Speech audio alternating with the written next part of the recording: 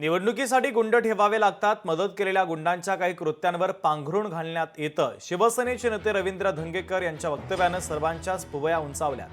लोकशाही मराठी आयोजित पश्चिम महाराष्ट्र संवाद या कार्यक्रमात बोलताना रवींद्र धंगेकरांनी हे वक्तव्य केलं. तसंच इतरही मुद्द्यांवरून त्यांनी भाष्य केलेलं आहे. पाहूया.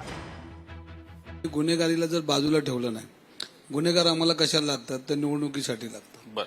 आणि मग निवडणुकीमध्ये त्यांनी आम्हाला जर मदत केली असेल तर त्यांनी जे काम कृत्य केलं त्याच्यावर पांघरून टाकायचं काम आम्हाला करावं लागतं माझ्या सहित. तर गुन्हेगारांना आपल्याजवळ कितपत ठेवलं पाहिजे. निवडणुका जिंकण्यासाठी हे सगळं आम्हा लोकांना हे करावं लागतं. आपल्या पुणे शहराचे पालकमंत्री म्हणून चंद्रकांतदादा पाटील राहिले, ते ज्येष्ठ नेते आहेत. बरोबर. आज ते आमदार आहेत. बरोबर. मी थोडी बाहेर उभा राहिलेल्या 4 पान टपरीवाला विचारला जाणार का ही गुन्हेगारी थांबवा, मी चंद्रकांत दादांनाच विचारणार ना, का बाहेरच्या पान टपरीवाल्याला विचारणार. कारण ते अधिकार त्यांना दिले, जनतेने त्यांना मान्यता दिली, ते मंत्री आहेत, त्यांनाच विचार जाणार. मग त्यांना विचारणं हे काही गैर नाही. आपण विचारणार तर जबाबदार माणसालाच विचारणार ना. एका सिस्टीममध्ये जो प्रमुख असतो त्यालाच विचारणार. आणि सिस्टीमचे प्रमुख तेच. आणि ज्या वेळेला निलेश गायकवाड बरोबर असणारी लोक त्यांच्या बरोबर असतात, म्हणून आपण त्यांना विचारणार हा कोण आहे.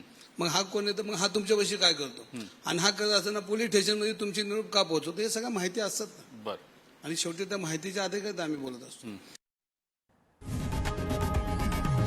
लोकशाही मराठी ऐका, पहा, जागरूक रहा.